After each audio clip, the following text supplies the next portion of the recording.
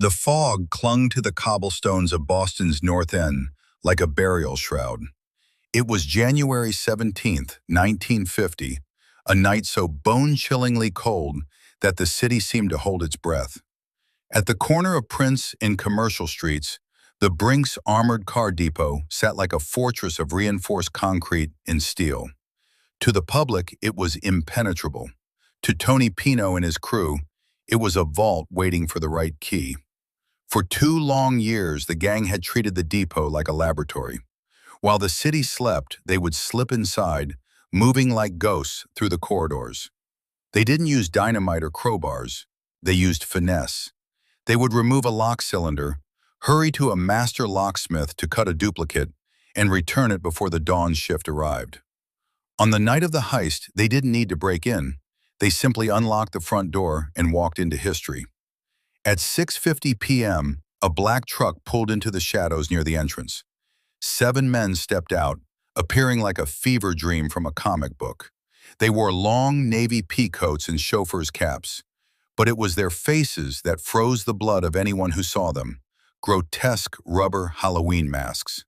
They ascended to the second floor with the synchronized precision of a clockwork mechanism. The heavy steel door to the counting room swung open without a sound. Inside, 5 employees were surrounded by mountains of cash. "Don't move," a voice barked from behind a Captain Marvel mask. "One peep, and you're dead." The guards were forced to the floor, their faces pressed against the cold concrete. The air was filled with the frantic thwack thwack of canvas bags being stuffed with bundles of currency. In just 30 minutes, the crew moved nearly 1,000 pounds of cash and securities, a weight that would have broken lesser men, down the stairs and into the waiting truck. By the time the alarm finally wailed, the truck was a ghost in the Boston mist. The police arrived to find a crime scene that was chillingly clean. No fingerprints, no shell casings, no DNA. Only a few pieces of adhesive tape used to gag the guards and a single chauffeur's cap left behind in the rush. The FBI launched the largest manhunt in American history. They interrogated every bookie, every hoodlum, and every dock worker from Maine to Florida. They looked for the big spenders, but the gang was disciplined. Pino had ordered them to live like monks. For years, the $2.7 million sat rotting in secret basements and attic floorboards, untouched. The perfect crime didn't fail because of a forensic breakthrough. It failed because of a bruised ego. Joseph "Specs" O'Keefe, one of the primary gunmen, was a man of short temper and long memories. While serving time for another heist, his share of the Brinks loot began to dwindle as his partners spent it on legal fees, and he suspected, on themselves.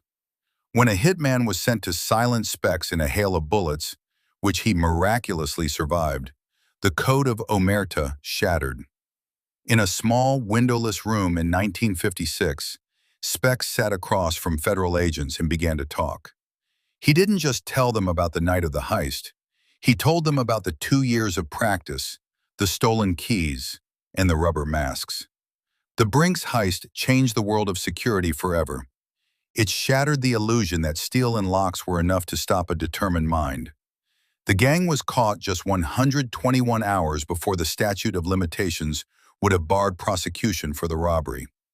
To this day, over $2.6 million of the loot remains missing, likely lost to the elements, hidden in forgotten walls, or laundered through the ghost economies of the 1950s.